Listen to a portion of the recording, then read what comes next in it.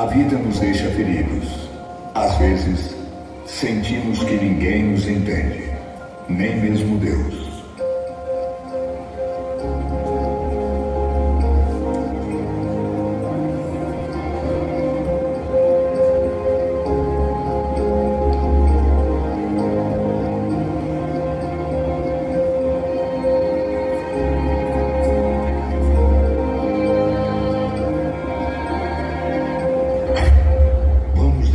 Como Deus se aproxima da nossa dor, cura nossas feridas, nos ensina a perdoar e nos abraça com amor eterno.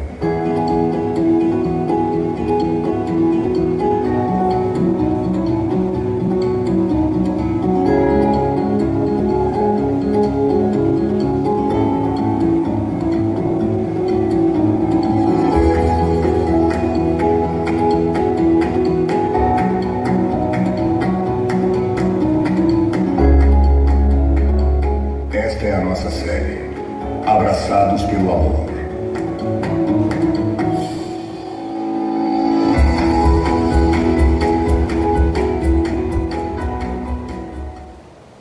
Bom dia, Igreja Arca! Se não melhorar isso, eu vou embora! Brincadeira. Vamos de novo! Bom dia, Igreja Arca! A última vez vocês viram que eu fui embora, né? Pessoal, eu gostaria de inicialmente dar as boas-vindas para quem nos visita, primeira, segunda ou terceira vez. Gostaria de dizer que vocês são muito bem-vindos, a gente evita qualquer tipo de exposição ou constrangimento, até porque, imagine você chegar a primeira vez num lugar cheio de gente que você não conhece e alguém dizer, levante, nós vamos todos te aplaudir, os tímidos nunca mais voltam, e por isso a gente evita esse tipo de saudação. Mas queríamos que soubesse que você é muito bem-vindo. Eu tenho um outro recado aqui, na verdade mais dois, tá bom, mais três, mas vai ser rápido. Nós somos uma igreja em movimento. Mas esse movimento não está muito movimentado não, então nós vamos melhorar. Nós somos uma igreja em movimento. Muito bom. Nós somos uma igreja em movimento. Esse slogan da igreja nasceu por conta do início, né? No início da igreja nós não tínhamos um local fixo e nós nos movíamos literalmente pela cidade e os locais que nos recebiam, via de regra, eram instituições que atendem ali pessoas em vulnerabilidade social, clínica ou qualquer coisa assim. E essas instituições mantiveram as suas parcerias conosco, assim como nós mesmos com elas. E uma dessas instituições é o Amor de Mãe. Eu não sei se você já ouviu falar sobre o Amor de Mãe. O Amor de Mãe é uma instituição cristã, católica, por sinal, e nós mantemos ainda sim a nossa aliança, porque nós entendemos que só há um Deus no céu, que abençoa e traz a sua graça e misericórdia sobre toda a terra. Amém? Então nós não estamos aqui preocupados com a religião que cada um professa, com a placa que há na frente da sua igreja, ou quem é o nome a qual você responde como sendo a sua autoridade espiritual, mas nós estamos preocupados com uma coisa que a Bíblia se preocupa, em amar pessoas, cuidar delas, e isso se estende através do projeto Amor de Mãe às crianças. Eu não sei se você sabia, mas sabe o nosso café? Quem gosta do nosso café quando a gente chega aqui, gente? É uma bênção, né? Eu nem, antes eu ia sair de casa, pegava lá o pãozinho e tal, não vou sair de barriga vazia, hoje eu venho feliz, tranquilo, porque eu sei que a mesa vai estar posta. Gente, eu não sei se vocês sabiam, mas o nosso café, toda a parte de pães e bolos que é servido ali para vocês, nós adquirimos lá com o Amor de Mãe. Então isso é uma regra nossa, justamente porque nós sabemos que quando nós estamos comprando isso lá deles, eles se tornam os nossos fornecedores, todo o recurso que está entrando ali para eles, independente se por nós ou por aqueles a quem nós indicamos, vai para o cuidado das crianças que eles atendem ali, que eles assistenciam. Então eu gostaria que vocês, para que a gente conheça um pouquinho melhor de quem são os nossos parceiros nesse movimento da nossa igreja, nós vamos soltar um vídeo aqui para que você conheça um pouquinho melhor sobre o Amor de Mãe.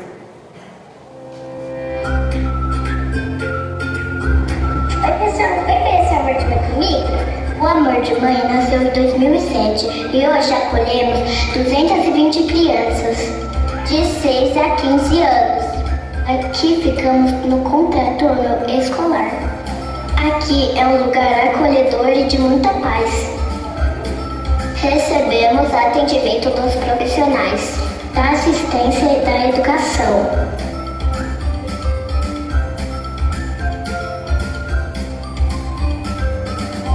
participamos de projetos culturais, dança, música e instrumentos.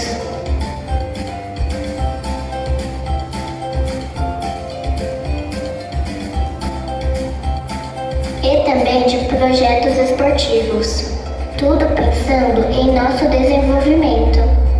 Além do café e o delicioso almoço, a nossa padaria industrial prepara alimentos gostosos para nós.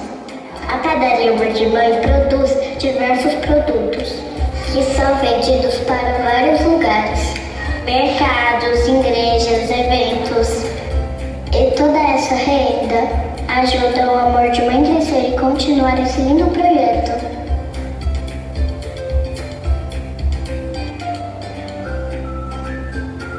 Obrigada por acreditar e apoiar a nossa associação. A gente só cresce quando alguém acredita na gente.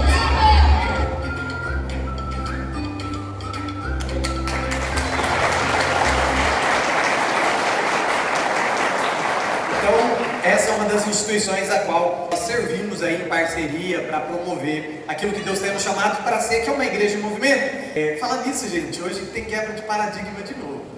Aleluia. Os irmãos já respiram fundo, lá vem. Mas vamos lá, gente. Quinta-feira nós temos estudo bíblico! Deus abençoe, gente. Muito obrigado pela sua animação.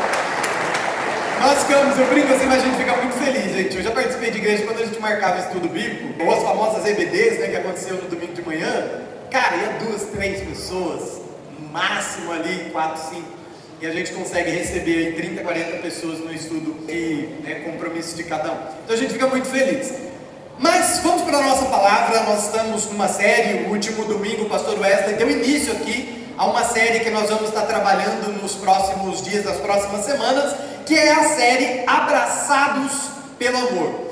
Nós queremos com essa série evidenciar o amor de Jesus de maneira muito fiel, de maneira muito íntima. Mas não só o amor de Jesus na sua perfeição, na sua excelência em amor, mas também mostrar que esse amor, apesar de tão perfeito, nos abraça e nos acolhe na nossa imperfeição.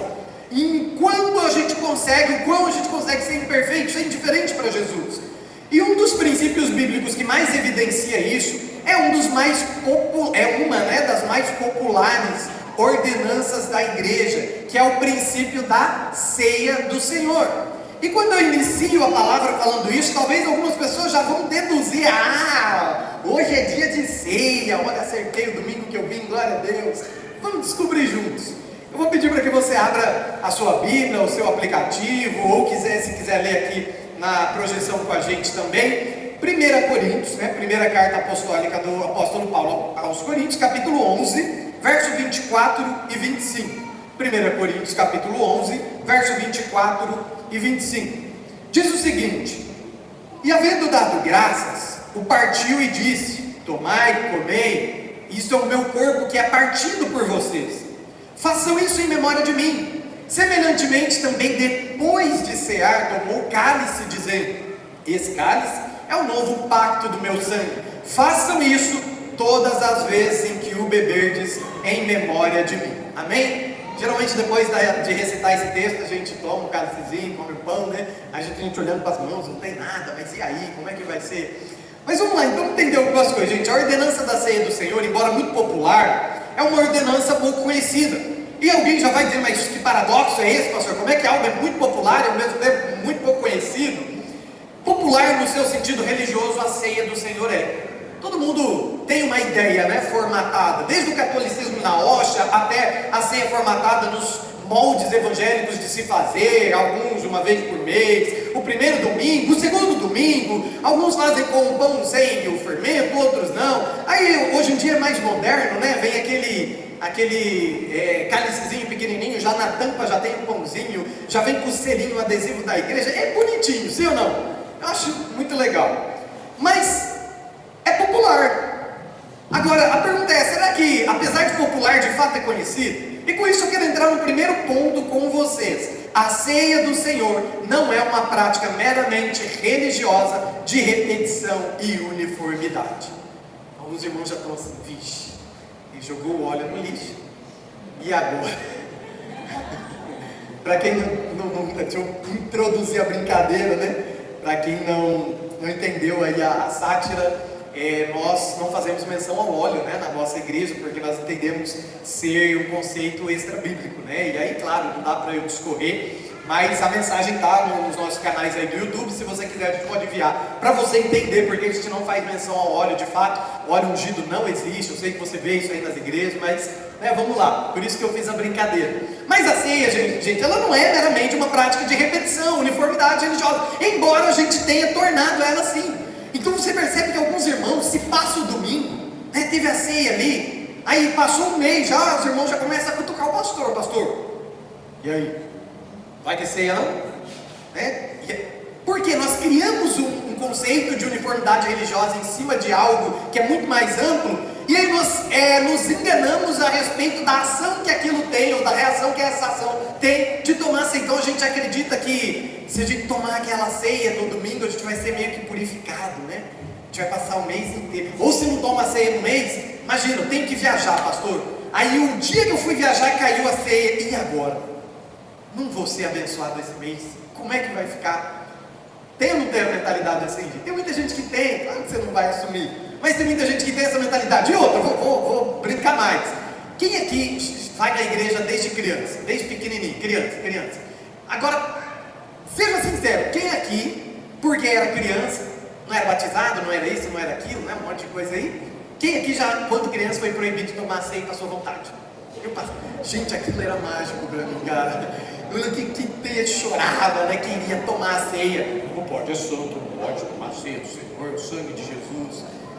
E os irmãos, gente, quando não, porque afinal, o senhor leu aí Coríntios 11, 1 Coríntios 11 vai falar lá no finalzinho que não pode tomar a ceia indignamente. Aí quando o irmão não pegava a ceia, o obreiro não pegava a ceia, estava no jornal da igreja no outro dia, né? Começava o rádio peão eclesiástico, começava ali já cutucava o irmão, ele pegou, se viu que o irmão não foi lá na frente na hora da ceia, né? Porque a ceia se tornou um atestado de santificação, né?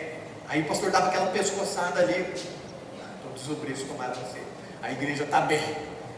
Que ilusão, né, gente? Aí vai ver, o obreiro está batendo na esposa. Mas, gente, é esse tipo de abordagem, é esse tipo de cauterização religiosa do nosso coração e da nossa mente que eu quero trabalhar com você hoje. Fica tranquilo, nós não vamos tirar a ceia, amém?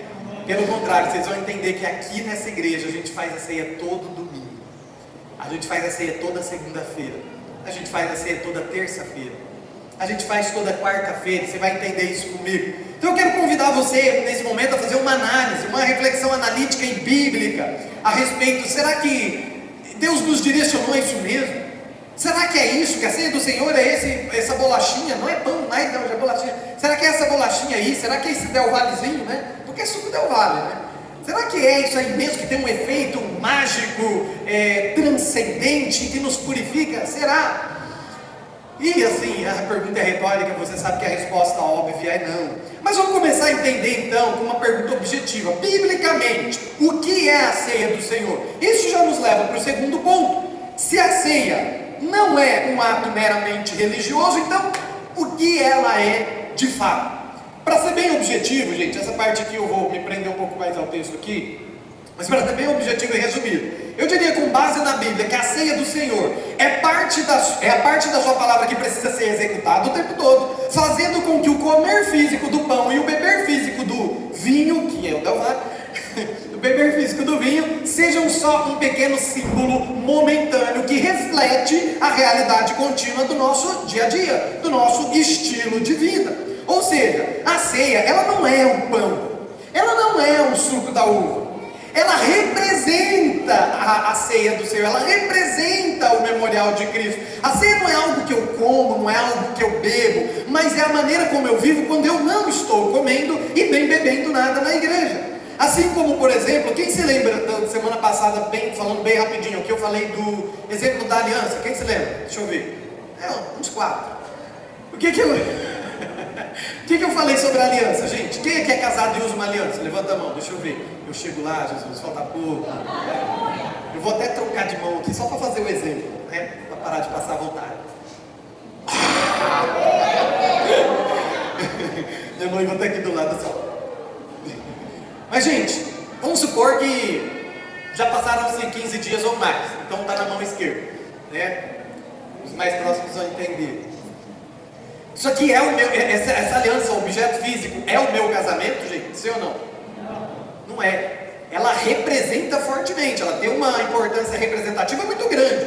Mas eu não posso estar com essa aliança aqui no dedo esquerdo e não ser um homem fiel ao meu casamento de verdade? Sim ou não? Isso acontece ou não acontece? Eu não posso estar com essa aliança aqui e não estar sendo íntegro, não estar sendo fiel. Não, eu aparentemente, porque afinal ela está aqui, brilhando para todo mundo. Aparentemente, todo mundo olha e fala: sim, ele é casado. Sim, ela é casada. Mas a minha atitude, a forma como eu vivo no meu dia a dia, ainda que com essa aliança no dedo, não é muito mais determinante a respeito de se eu sou casado ou não? A ceia é a mesma coisa, assim como é o batismo, assim como todas as ordenanças. Deixa eu trocar de dedo antes que eu, né? Daqui, logo a gente troca, né? Então, gente, a ceia, ela representa, mas infelizmente, o que acontece nos casamentos, e a gente vai falar um pouco de comunidade hoje, por isso que eu já começo citando isso, às vezes acontece no nosso relacionamento com Deus também. Então, às vezes, aparentemente, o casal está ali, de mãozinha dada, de aliança no dedo, chegando junto na igreja, descendo do mesmo carro ou da mesma moto. Aparentemente, tudo é bom, tudo representa, tudo, de fato, um casamento ali existe na sua essência. Mas muitas vezes, embora a aliança no dedo e a aparência bem firmada, às vezes sexualmente essas pessoas já não são casadas há muito tempo. Às vezes financeiramente vivem vidas distintas e separadas. E eu não tenho tempo para falar tanto sobre isso aqui, mas eu já quero te dar um parecer bíblico. Se você é casado, mas tem o dinheiro seu e o dinheiro meu, eu quero te dizer que você está divorciado com um papel assinado. Tem um papel assinado dizendo que você é casado, mas o teu comportamento está dizendo que não. Por quê, gente? Porque o casamento, a vida em comunidade, é a troca do eu pelo nós. Então, daqui uns dias, a Camila, minha noiva, vai ter esse imenso privilégio e aí, é muito bom brincar com você. Mas voltando sério agora, daqui uns dias o dela não é mais dela, é nosso. Ainda que o dela seja dívida, né? Como é meu caso. Agora é nossa dívida, vai me ajudar. Mas brincadeiras à parte, gente, o casamento é a troca do eu pelo nós. Sabe qual é o problema? É que a gente leva isso, na aparência, a gente leva muito a sério, a gente põe aliança. Mas e a hora que a esposa pega o celular? Não é meu. Tem até senha. Pastor, você está falando que não é bíblico eu ter senha no meu celular e a minha esposa... Não só está falando que não é bíblico, como isso é do diabo, tá? Você tem senha no celular, sua esposa não tem, sem o diabo tem essa senha. Porque não existe, já o casamento é a troca do eu pelo nós. Não tem mais o meu celular, o seu celular. Ah, pastor, mas sabe o que é privacidade? Não case. Você quer ter privacidade? Fica solteiro. Posso ouvir um amém? Amém. Isso vale para homem, vale para mulher. Não tem meu e seu celular, não tem meu e seu carro, não tem minha e sua família, não tem meu e seu filho. Óbvio que na linguagem coloquial do dia a dia, tudo bem. Então, por exemplo, eu tenho uma moto, ela tem outra moto. Aí na linguagem coloquial do dia a dia eu falo, troquei o óleo da sua moto. Mas é pra gente se entender em uma comunicação. Mas no íntimo eu sei que não é mais sua e minha, é nosso. Casamento é isso. Agora vamos pegar esse exemplo e vamos trazer para Cristo. Porque às vezes nós queremos dar uma área da nossa vida a Cristo. Algumas pessoas querem dar só o domingo da ceia. E aí a gente vem, a gente come o pãozinho, toma o cálicezinho, mas no fundo, gente, não há uma comunhão real, a gente está só comendo pão. Assim como o batismo, não sei se vocês sabiam, mas a Bíblia vai dizer que o batismo é a circuncisão da consciência, do coração. O que é circuncisão? Era uma operação física que era feita nos homens e que identificava quem era o povo de Deus ou não, e o homem representava a sua casa. Então o que é o batismo? O batismo inicialmente ele acontece no meu coração, e por isso que a gente dá um estudo bíblico. Porque tem muita gente que só tomou banho. Tem muita gente que deu um mergulho, nunca se batizou na sua consciência, no seu coração. Então entende a diferença? Entende por que o conceito religioso da ceia é popular, mas o conhecimento do que ela é muito raro, inclusive na igreja? Agora vamos lá, isso vai nos levar também para o nosso próximo ponto. Respondendo, a ceia do Senhor, o que ela é? Ela é um princípio milenar. É um um princípio que a gente precisa entender desde a sua fundação, para que a gente entenda qual é a execução dela hoje na sua realidade. E aí, para isso, gente, não tem como fugir, nós vamos ler a Bíblia juntos. Amém? Quem gosta de ler a Bíblia aqui? Mentirosa. Brincadeira. Eu não gostava também não, gente. Já falei pra vocês que eu tenho uma dificuldade, né? Tem gente que acha que pastor é super... Mas claro que você lê a Bíblia, você é pastor, não sabe de nada, não sei, tinha um parto para ler a Bíblia. Mas a gente lê, a gente estuda e o Senhor vai falando conosco, isso vai ficando melhor. Agora vamos lá, nós vamos fazer uma leitura aqui. Eu vou pedir que se você enxerga para ler aqui, pode ler, se não abra no teu aplicativo, na tua Bíblia aí. Êxodo, livro de Êxodo, para te ajudar, é o segundo livro da Bíblia, tá? Gênesis, Êxodo capítulo 12. Nós vamos ler do verso 1 ao 19. Vou te dar um tempo para abrir aí. Êxodo capítulo 12, verso 1 ao 19.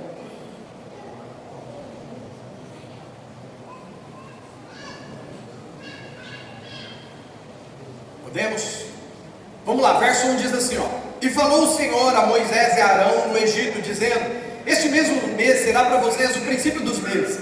Esse será para vocês o primeiro dos meses do ano. Falem a toda a congregação de Israel, dizendo: aos 10 dias deste mês, tome cada um para si um cordeiro, segundo a casa dos seus pais, um cordeiro para cada família. Mas, se a família for pequena para um cordeiro, então tome junto com o seu vizinho, se junte com ele, perto da sua casa, conforme o número das pessoas, cada um conforme ao seu comer. Fareis a conta e conforme ao cordeiro. O cordeiro ou cabrito será sem mácula, sem mancha, um macho de 1 ano, o qual tomareis das ovelhas ou das cabras, e o guardareis até ao 14º dia deste mês. E todo o povo de Israel o sacrificará à tarde. Tomarão o sangue e colocarão nas ombreiras das portas e na verga da porta e nas casas em que o comerem. Naquela noite comerão a carne assada no fogo, com pães asmos, com ervas amargosas a comerão. Não comereis dele cru, nem cozido em água, senão assado no fogo. A sua cabeça com os seus pés e com todas as suas entranhas.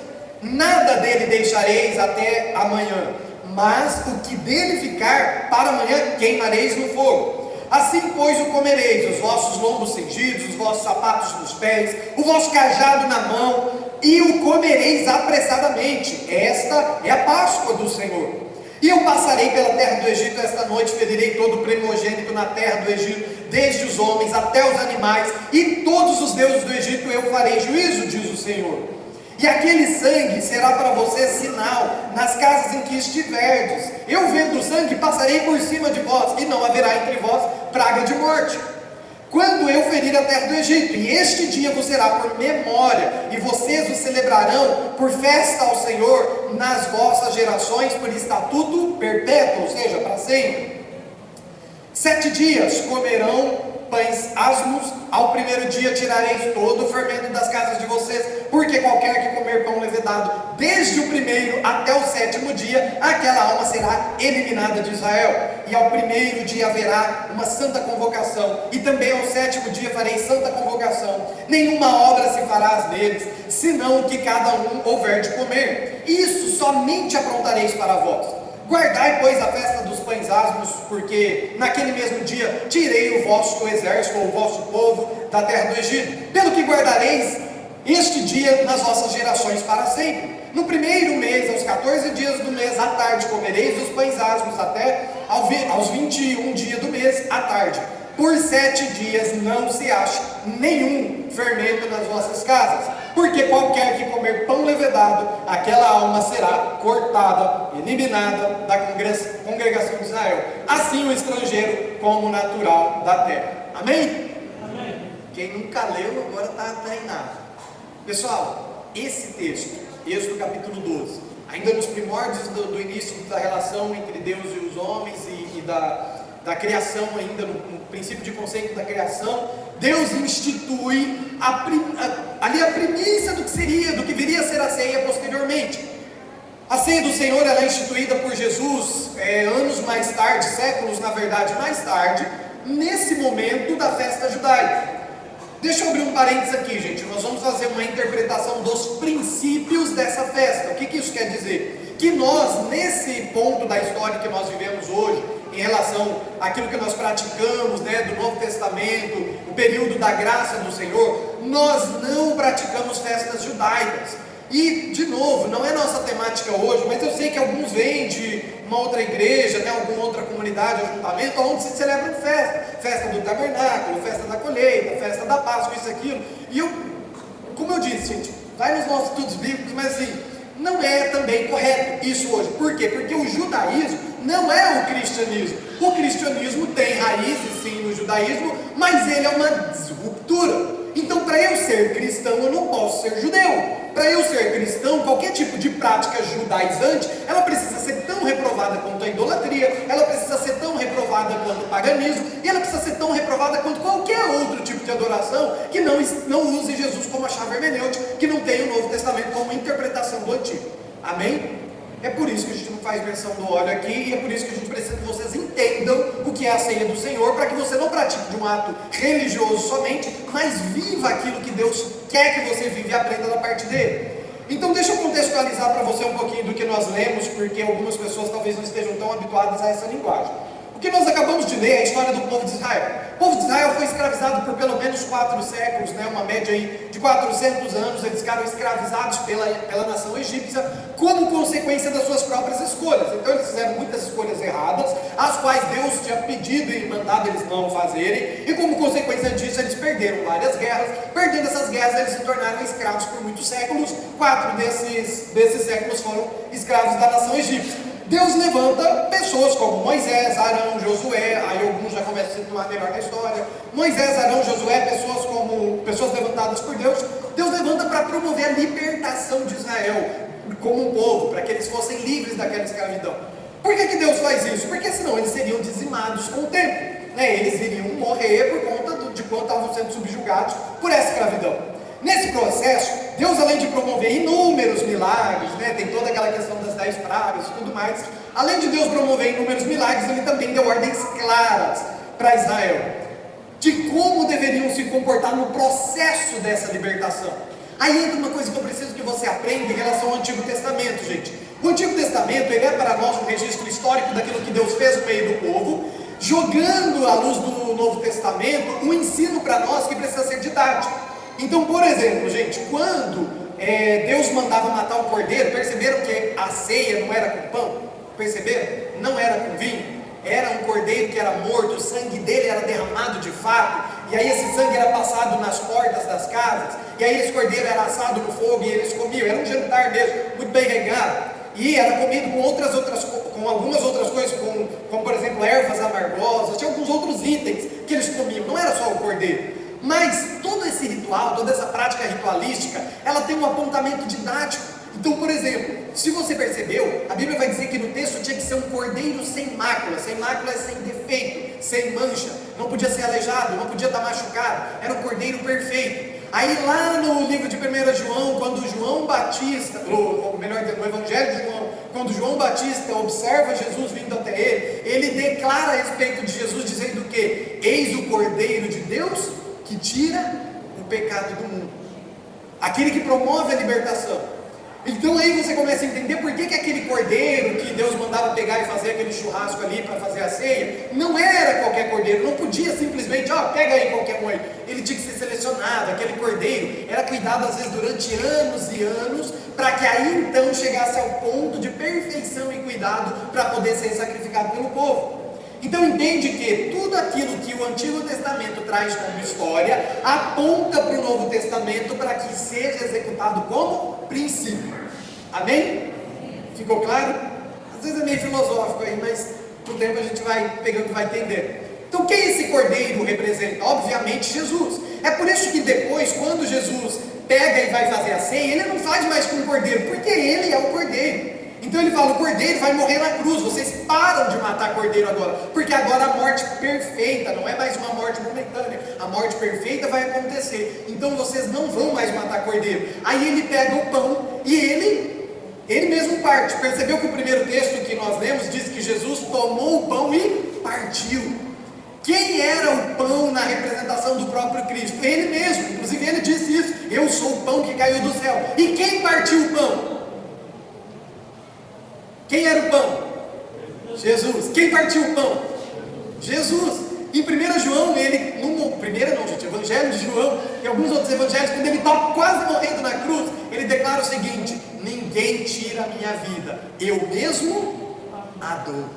Por isso que foi ele que rasgou o pão. Algumas pessoas falam, por que é que Jesus morreu? A gente fala de morreu por causa do meu e do seu pecado. Não, o meu e o seu pecado não tem poder para matar o Filho de Deus.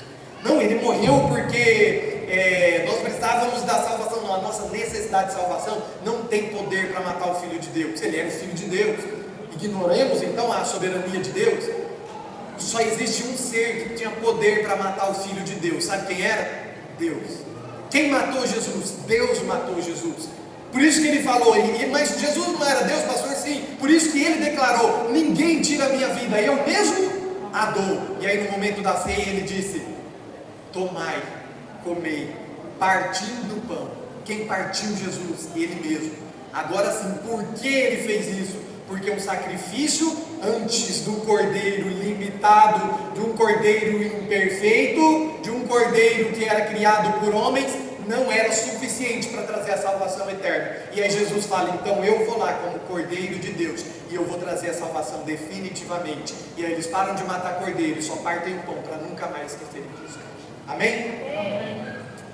Essa é a ceia hoje. Por isso que a Bíblia diz que a ceia é um memorial. Só que a Bíblia vai dizer que a ceia, Jesus declarou, e o apóstolo Paulo também lá em Coríntios 11, todas as vezes que se reunirdes. Lembra que eu falei que a gente toma ceia aqui todo domingo? Por que você acha que a gente serve esse café? Não é só para abençoar o amor de mãe, não é só para a gente ter um momento de comunhão e bater papo, é para você entender que Deus em volta de uma mesa declarou a salvação dele sobre nós, partindo-se enquanto indivíduo conosco, e nós fazemos isso para lembrar, toda vez que você tem a comunhão em volta de uma mesa, saiba você ou não, você está tomando a ceia do Senhor. Amém? E é claro, a gente tem um momento simbólico, a gente traz o cálicezinho, até porque, lembra que é didático, eu preciso que você entenda, nós faremos isso semana que vem, essa palavra não tem como terminar hoje, tá? Já vou te adiantar, venha semana que vem, esse mesmo canal, esse mesmo bate-local, e nós vamos continuar, essa é só a parte 1, ela vai ficar bem pior, brincadeira, mas quando nós decidimos ter um café todas as vezes que nós nos reunimos, gente, é justamente para que a gente começasse a introduzir na mente de vocês, culto não é só levantar a mão cantando música, culto não é só ouvir pregação do pastor, culto não é só fazer oração de mão dada junto, culto não é só essas coisas, culto é conviver, e convivendo alcançar os princípios da ceia, para que eu faça isso todos os dias da minha vida onde eu estiver. Amém?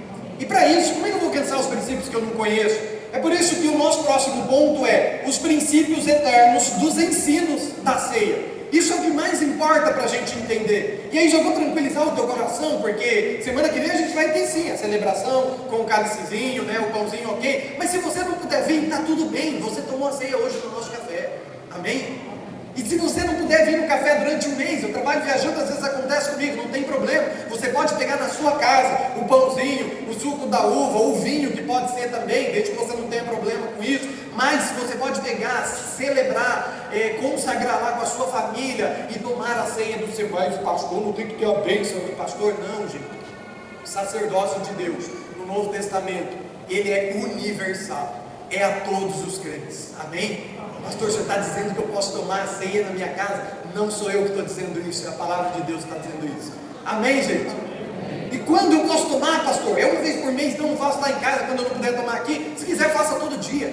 Ou se quiser, faça uma vez por mês. A regra é que você não esqueça. A ceia é um memorial, lembra? A ceia não é Jesus no sentido substancial. E quem vem do catolicismo romano apostólico, eu sei que já contaram para você que um dia alguém pegou a hostiazinha, colocou na boca e quando ele mordeu saiu sangue. Gente, isso é mentira, tá? É bobeira, igual a igreja evangélica também tem um monte de misticismo aí. Não, a transubstanciação não é real. Essa doutrina chama transubstanciação. Mentira, se você viveu isso, você passou por uma experiência pagã e depois você chama a gente vai orar por você para quebrar esse negócio aí, amém?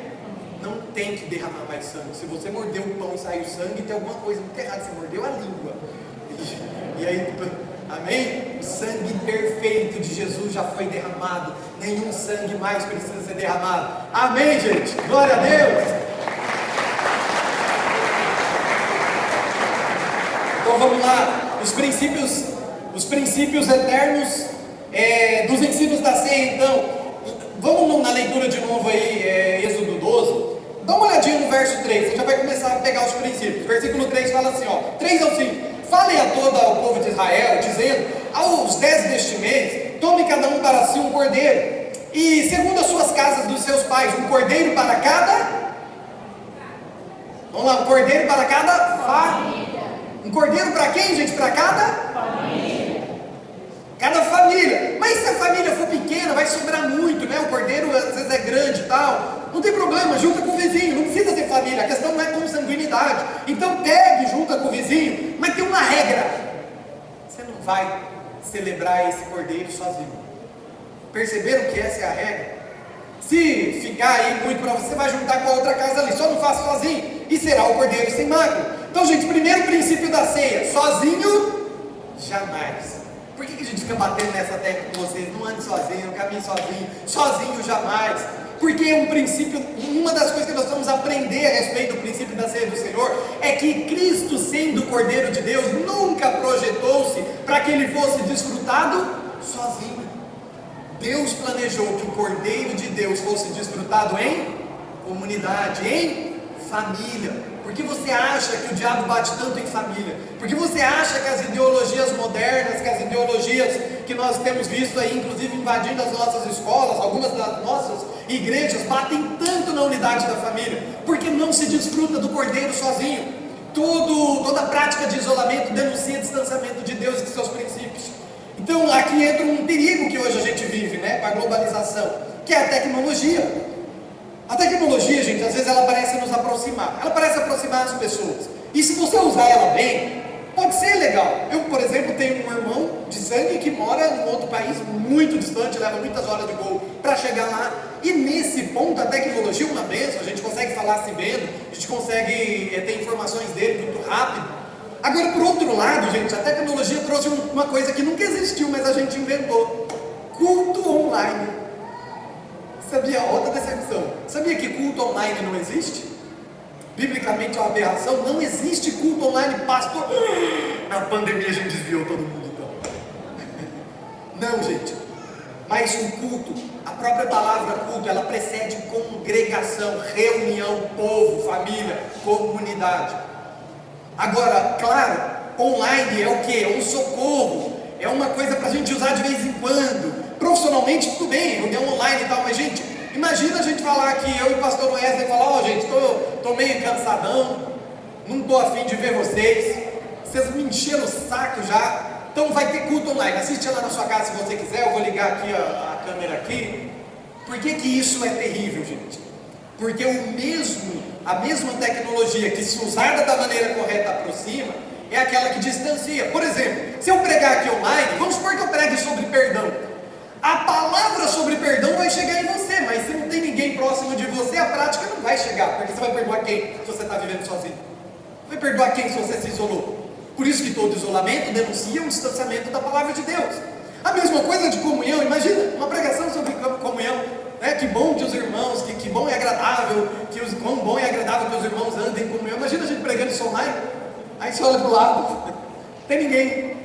E aí, por que isso é terrível, gente? Por que o culto online, você só vai assistir online quando? Pastor, não tem como. Às vezes eu mesmo faço isso, eu estou lá do outro lado do planeta, lá trabalhando, não tenho como estar aqui no domingo de manhã, mas graças a Deus tem uma câmera, tem um aparato da tecnologia filmando, eu consigo lá pegar a palavra, saber a palavra que Deus está trazendo para a igreja. Nesse aspecto, ok, exceção. O problema é quando a exceção vira a regra, tá? E aí, como eu falei, a pregação sobre perdão, ela vira meras palavras, porque eu vou perdoar quem? Agora, olha só que interessante, gente. O problema desse conceito aí de viver uma igreja, eu sou a igreja, então eu não preciso ir à igreja. Eu ser a igreja é verdade, mas aí o diabo vai lá dar uma introduzida na questão bíblica e fala: eu sou a igreja, pastor, eu não preciso ir à igreja. Será? Vamos entender, princípio da ceia do Senhor. Para viver em comunidade, obrigatoriamente, a gente precisa aprender e crescer em amor. É ou não é verdade? É fácil, gente. Tem uns irmãos que é difícil amar, né, gente? E umas irmãs também.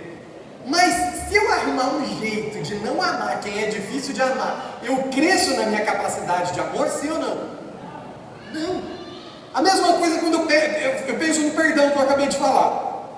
Imagina que a igreja ela não existisse em comunidade como alguns têm pregado por aí. Não precisa mais se reunir, nós somos a igreja, é só você viver lá na sua casa lá. Aí o que a gente faz? Você vai ali, faz um churrasco, de repente o irmão pisa no teu pé lá, você fica meio com raiva disso, mas eu vou perdoar, para que eu vou perdoar ele? É só eu excluir ele do meu rol de convivência e acabou. Eu cresci em perdão, sim ou não?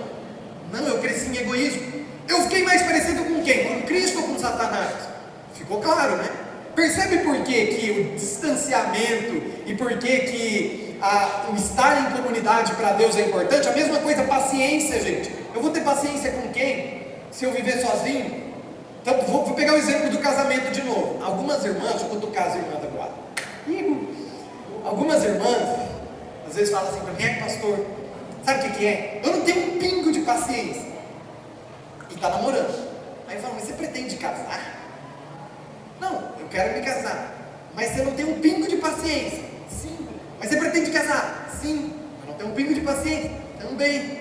Aí eu falo, filha, é incompatível. Não dá. As mulheres casadas aqui sabem o que eu estou falando. Se você não tiver paciência, vai matar o abençoado. Amém, Ana? Isso foi minha mãe. Pai, deu ruim. Gente, paciência, esse negócio, e virou moda, né? Uma retórica hoje moda. Não, pastor, eu não tenho paciência. O senhor sabe, eu não tenho papa na língua, eu falo mesmo. O senhor sabe, eu sou verdadeiro. Não, você não é verdadeiro, não. Você só é grosseiro mesmo. Só está faltando o princípio da ceia para você. Porque ficou bonito, né? A gente falar isso agora. Não, porque eu, se pisar no meu carro, eu falo mesmo. Jesus mandou ser verdadeiro. Aí eu responderia, não. Não, pastor, não só. Quando a Bíblia descreve Jesus em João, ele diz, Cristo cheio de graça e de verdade. Se a tua verdade não for precedida da graça, ela pode matar mais do que a mentira. E com isso não estou dizendo para você mentir. Mas já que nós temos que falar a verdade, que seja o modelo do nosso Cristo e não do nosso pecador. Amém? E para introduzir melhor, graça é favor imerecido. Então se a verdade que você diz para o outro não faz um favor para ele, melhor que você não diga nada. Amém, gente? Graça também precede intimidade. Então imagina que eu não tenho intimidade. Eu chego aqui, essa primeira cadeira aqui, tá vendo que não tem ninguém. Para ninguém se ferir com o exemplo, não vou usar a cadeira vazia. Mas aqui está sentado o José Fadelfo, nosso irmão aqui, novo na igreja. Só que ele veio, ele está com uma camiseta, né, por cima da outra, e está muito feio. Está vestido horrível. Aí Jesus me mandou ser verdadeiro. Aí chegou, Pai Senhor, irmão, que camisa feia. Você é muito feio, cara. Aí o irmão fala, gente, eu fiz um favor para ele? Não, pode ser que eu tenha ferido profundamente. Então, não vem com esse papo de não, pastor, porque eu digo a verdade. Antes de você dizer a verdade, se encha da graça de Deus. Amém? A verdade de Jesus é precedida da graça. O negócio de eu não tenho papo na língua é só desculpa para você ser mal educado, para você expulsar a grosseria do meio de onde você foi criado. Mas Cristo nos chamou para o princípio da ceia para ser transformado, inclusive na nossa forma de dizer a verdade. Amém? E aí eu poderia citar cooperatividade, equilíbrio. Gente, para que eu vou ser equilibrado? Se eu não tenho nenhum louco para me tirar, né, do meu prumo de vez em quando. Tem que ter uns doidos na igreja, né, para encher o saco da gente. De vez em quando eu falo, pastor, o senhor sabe esconder corpo? Porque matar eu sei. O senhor sabe. Eu falo, pastor, mas às vezes a gente aprende lá só da cáustica, faz sabão, tira o tutano do osso, dá um jeitinho lá, matar eu sei.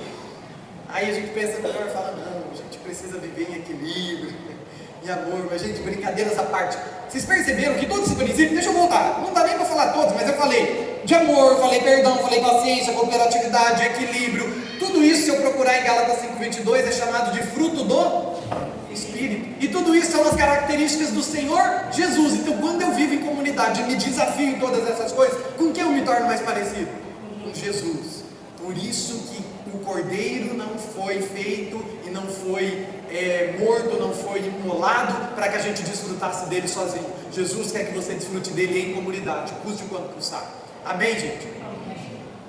E aí quando eu desfruto em comunidade, tudo aquilo que eu preciso melhorar me torna mais parecido com Jesus. Usando o caso, por exemplo, do casamento de novo, às vezes eu faço pré-nupcial e eu pergunto assim para o casal que vai casar, né, e está fazendo curso pré-nupcial. Falo, qual é o objetivo na visão de vocês, né, daquilo que vocês entendem pela Bíblia? Qual é o objetivo do casamento? Aí alguns respondem, não, pastor, é amar, é ser amado. Pastor, é ser feliz. Aí tem um conceito que é mais filosófico, mais bonito, né? Que até se usou muito na igreja. Não, pastor, o objetivo de casar não é ser feliz, é fazer o outro feliz. Quem já ouviu isso?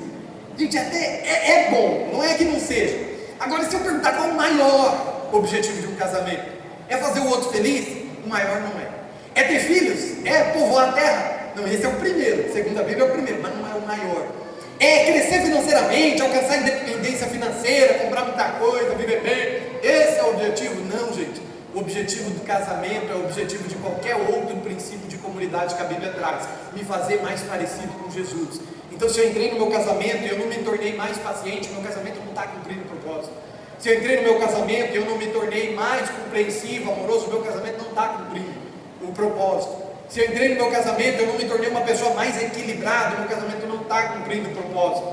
Então, a maior missão do casamento, bem como a maior missão da vida em comunidade, em igreja ou qualquer tipo de comunidade, é me tornar mais parecido com Jesus. É por isso que o cordeiro não podia ser desfrutado sozinho, tinha que ser em comunidade. Mas pastor, esse princípio também está no Novo Testamento, porque o senhor falou que a gente ia pegar dos dois.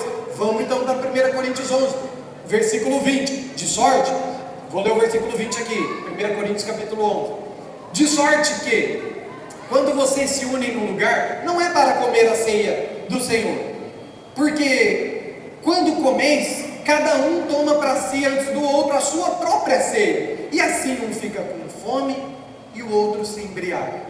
O que Paulo estava falando é, vocês até se juntam, mas não se reúnem.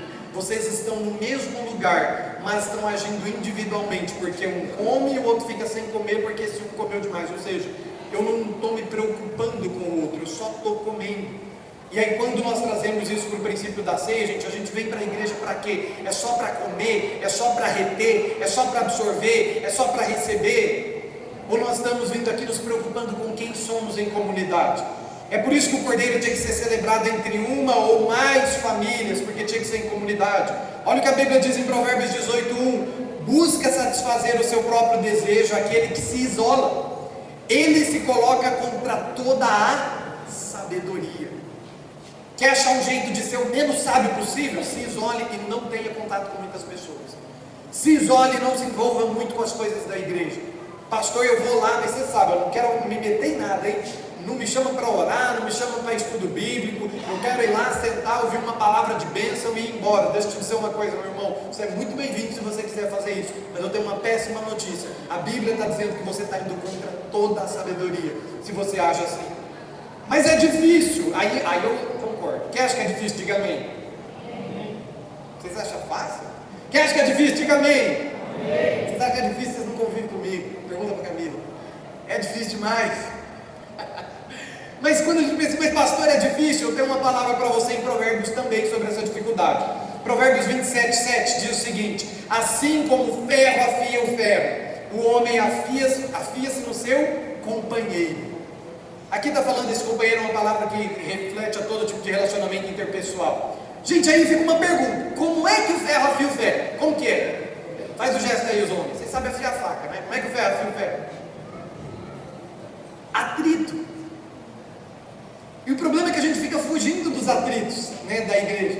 É por isso que muitas vezes a gente não melhora.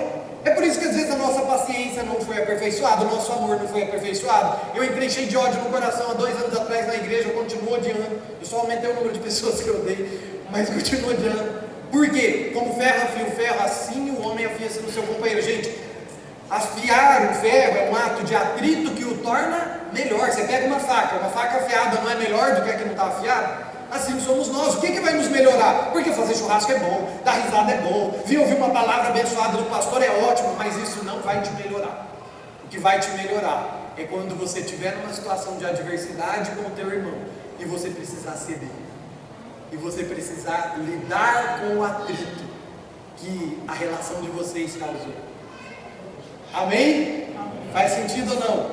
Agora, segundo princípio, e acho que só temos 3 hoje, tá? Segundo princípio da ceia do Senhor, lembrando que a gente vai continuar essa palavra. Deus não pula etapas. Diga isso assim comigo, no não você fala bem alto. Então assim, ó, Deus não. Fala assim para alguém do lado, não pula etapas. Fazendo uma brincadeira aqui, Jesus falou, eu sou o caminho e não o atalho. Então Deus não pula, claro que é uma brincadeira, pelo amor de Deus, né, gente? Depois o cara posta isso e fala a hermenêutica do pastor lá. Deus não pula etapas. Gente, tudo aquilo que a gente leu a respeito do cordeiro, quando a gente lê como que que tinha que ser feito a ceia, ele diz o seguinte: naquela noite comerão a carne assada no fogo, com pães asmos, asmo é sem fermento, tá? E com ervas amargosas a comerão. Não comereis dele cru, nem cozido em água, senão assado no fogo. Percebeu que há um processo? Percebeu que ele detalhou o processo? Não é assim, ó, come o cordeiro lá. Aí uma vizinha fala: não, eu acho que eu vou fazer cozido. Não, vou fazer na churrasqueira mesmo. Aí outra fala: eu tô querendo fazer tipo um sushi, comer cru, jogar limão. Aí, foi assim que aconteceu, gente? Sim ou não? Não, Deus deu exatamente o como, e aí semana que vem a gente vai falar o porquê, mas Deus deu exatamente como deveria ser feito. E aí tem coisas, e tinha um processo, como eu falei, tem coisas que Jesus faz nas nossas vidas, que são instantâneas. É ou não é verdade? Tem coisa que você veio aqui um dia, alguém fez uma oração, ou nem isso, você ouviu uma palavra e uma chave virou, você instantaneamente conseguiu alcançar uma mudança muito grande. Agora, tem outras coisas que envolvem processo. Deixa eu dar um exemplo para você. Jesus, quem se lembra que Jesus curou cegos? Todo mundo que se lembra, né? Jesus curou muitos cegos. A Bíblia vai fazer menção específica de 7. Dentre um monte de cegos que Jesus curou, e pode ser muito mais que isso, porque João diz que pode, mas dentre todos esses cegos que a Bíblia relata que Jesus curou, 2 me chamam a atenção especificamente. Um está relatado lá em Marcos capítulo 10, versículo 51. Diz assim, ó: perguntou-lhe Jesus: que queres que eu te faça? Respondeu-lhe o cego: mestre, que eu veja. Disse-lhe Jesus: vai, a tua fé te salvou. E imediatamente recuperou a vista e foi seguindo pelo caminho. Gente, aqui eu vejo duas coisas. A primeira é que me parece, não é uma hermenêutica exata, mas me parece que Jesus está agindo com um certo humor ali, né? Porque o cego está pedindo, é um mendigo pedindo por ser cego, aí Jesus olha para ele e fala: viu, o que você quer? Imagina o cego falando: não, eu queria um carro, eu queria um cargo na minha empresa. Não, ele quer enxergar, ele é cego, mas ele pergunta: o que você quer? E o cego diz: eu quero ver. E o Jesus fala: então veja. Imediatamente o cego é curado. Só que aí tem um outro cego que fica numa situação um pouco mais difícil com Jesus. Agora João capítulo 9, o Evangelho de João capítulo 9 diz assim, ó: é outro cego que queria enxergar também e tal, né? E aí, para resumir, estou resumindo o texto aqui, esse outro cego queria enxergar também, versículo 6, diz assim, ó: Jesus fazendo isso. Dito isso, Jesus cuspiu no chão e com a saliva, deu aquela catarrada, com a saliva, imagina, né? Fez uma laminha, eu ia fazer aqui hoje, mas deixei quieto, essa menina backstage, se quiser ficar bravo. Cuspiu no chão, fez uma lama com uma terra, passou no olho do cego e falou para ele: vai se lavar no tanque de Siloé. E a Bíblia diz que ele foi se lavar e só então voltou a ver. Abri um parênteses aqui, gente. Se você chegar machucado aqui, aí o pastor Wesley fala: vem cá que eu vou orar. Aí ele pegar um punhado de terra, dá aquela cusparada assim. Será que a gente ia deixar ele curar? Imagina, pastor, estou com uma herpes aqui no canto, aqui, ó. A imaginação é fértil, gente, perdão. Agora, por que eu estou falando isso para vocês, gente? Porque em um caso, Jesus curou imediatamente. No outro, ele envolveu um processo, que aliás, um processo que aos olhos humanos é bem reprovável, né? É bem repulsivo. 2 cegos, uma mesma cura que é o próprio Jesus, em formas diferentes. Deus, ele vai fazer o que ele tiver que fazer na nossa vida, mas nós precisamos saber que ele vai fazer da forma dele. Nós precisamos saber que as nossas vidas não são todas iguais, então ele vai fazer, e algumas coisas vai ser imediato, outras vai ter um processo, e a ceia nos ensina isso. E se a gente não permite que Deus faça esse processo que ele precisa fazer, o que vai acontecer é que a gente vai se arrebentar. Quando a gente tenta, passar à frente de Deus, dar uma ajudinha, o que acontece é a gente se arrebentar. Então Jesus, ele não é o atalho, ele é o caminho, gente. Às vezes tem um processo. Lembra algumas situações bíblicas, como do general Sírio, quando ao ser curado por uma palavra que Deus trouxe do profeta, pela indicação de uma menina, ele achava que o profeta ia colocar a mão nele, curar todas as feridas. O profeta dá só uma direção para ele, ó: vai lá e mergulha 7 vezes no Jordão. Se ele tivesse mergulhado 5, ele teria sido curado? Não teria, porque existe um processo. Algumas coisas na nossa vida Deus faz imediatamente, algumas ele utiliza um processo. Eu arriscaria até dizer o porquê que ele fez como fez. O primeiro cego, eu não sei se você reparou, a Bíblia diz que ele recuperou a visão.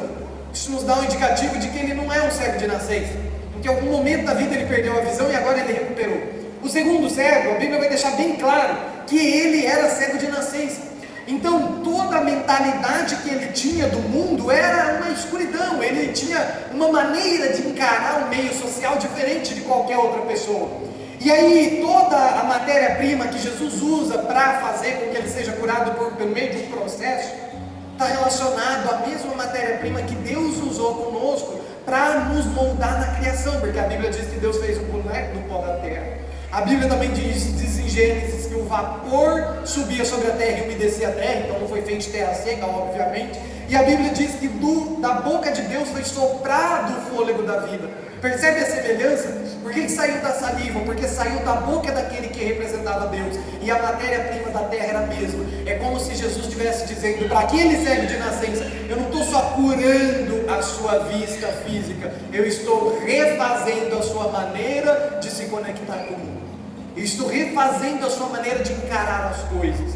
Por isso que também a Bíblia vai dizer depois que assim como que os olhos são como a luz do corpo, e se o nosso olho é bom, então todo o nosso corpo terá luz.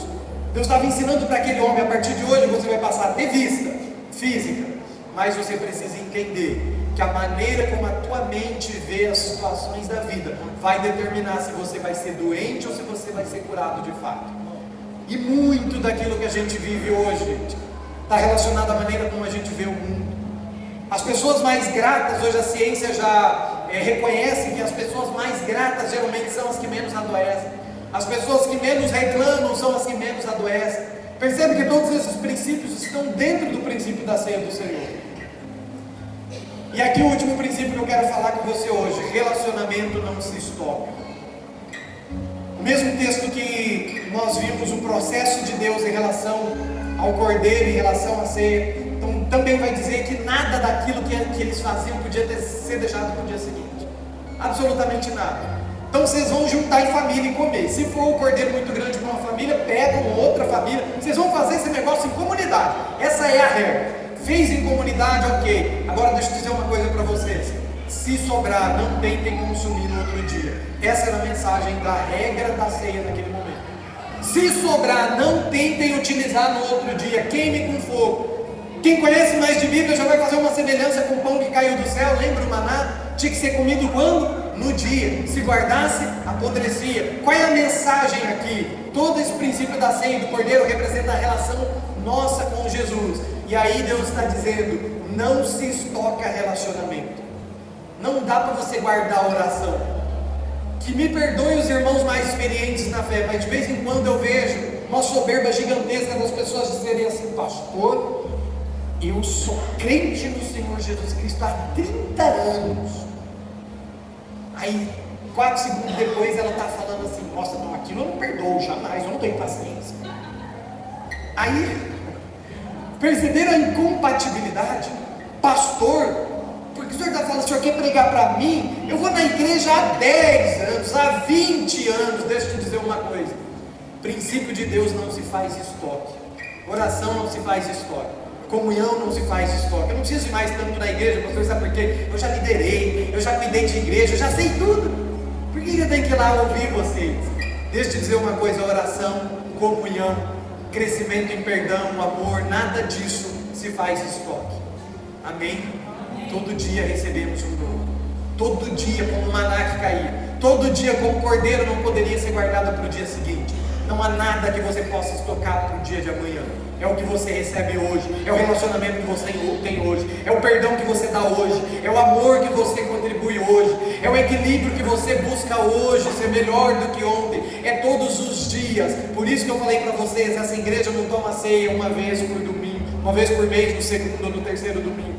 Essa igreja toma ceia todo domingo, toda segunda-feira, toda terça-feira, toda quarta-feira e assim sucessivamente. Amém? Gostaria que você fechasse seus olhos nesse momento. Se você entende esse princípio, e talvez você esteja aqui hoje pela primeira vez, nunca tinha ouvido falar assim. Talvez você esteja aqui hoje e nunca tinha pensado na ceia do Senhor por esse prisma. Eu gostaria de te fazer sim um convite. Eu gostaria de propor para você que a tua mente começasse a ser reformada, começasse a ser dirigida pela palavra de Deus, que a tua consciência começasse a de fato ser alimentada pelo Cordeiro de Deus, que é a Santa Páscoa, que é a ceia do Senhor todos os dias da nossa vida. Espírito Santo, eu faço essa primeira oração e eu te clamo, Senhor, que essa palavra seja uma semente, que essa semente seja regada pela responsabilidade que cada um tem aqui, e que entende hoje, Senhor, essa responsabilidade de todos os dias celebrar a ceia do Senhor, de todos os dias viver em sua casa, seu casamento, viver dentro da sua comunidade social, nos esportes, no trabalho, nos estudos, viver os princípios da ceia do Senhor, crescendo em amor, crescendo em perdão, crescendo em misericórdia para com o outro, crescendo em equilíbrio, em cooperatividade, mas com todos esses crescimentos se tornando cada vez mais a tua imagem, se tornando cada vez mais parecidos com o Senhor. Essa é a minha oração em nome de Jesus. Ainda de olho fechado, se há alguém aqui que entendeu, que talvez tenha confundido a vida inteira a ceia, o cordeiro, o Jesus, mas que quer se reconciliar, ou mesmo fazer uma nova aliança com Ele, que nunca tenha feito. Se há alguém assim, ainda de olhos fechados, ninguém vai constranger você ou te trazer à frente, só para que você sinalize diante de Deus, simbolicamente nesse momento, faz um sinal com a sua mão, levante a sua mão. Se há alguém assim que precisa colocar o seu coração, amém, amém. Eu quero que nesse momento você faça uma oração comigo, dentro da sua consciência. Eu não quero que por osmose você repita o que eu vou dizer, mas que você pense no que eu vou falar agora. Eu sei que é uma fração de segundos, mas se houver algo que eu diga que você não entende como sendo para ti, não precisa orar, mas se você entende essa palavra, diga assim comigo: Senhor Jesus, eu entendi a ceia do Senhor, não como um ato religioso repetitivo, mas como sendo um estilo de vida. Me ajuda a vivenciar a ceia do Senhor e a fazer com que o teu nome seja honrado em todas as mesas em que eu me sentar, em nome de Jesus. Se coloque de pé no seu lugar. Quero que tudo aquilo que você ouviu e aprendeu aqui hoje, como eu sempre faço, eu vou disponibilizar para você o estudo. Como eu falei para você, há mais paradigmas que vão ser quebrados em relação a esse assunto. Nós vamos continuar essa palavra na semana que vem. Mas em nome de Jesus, leva isso para o seu coração e coloque em prática. Faça dessa canção e de tudo aquilo que você fizer uma oração ao Senhor. Deus abençoe você.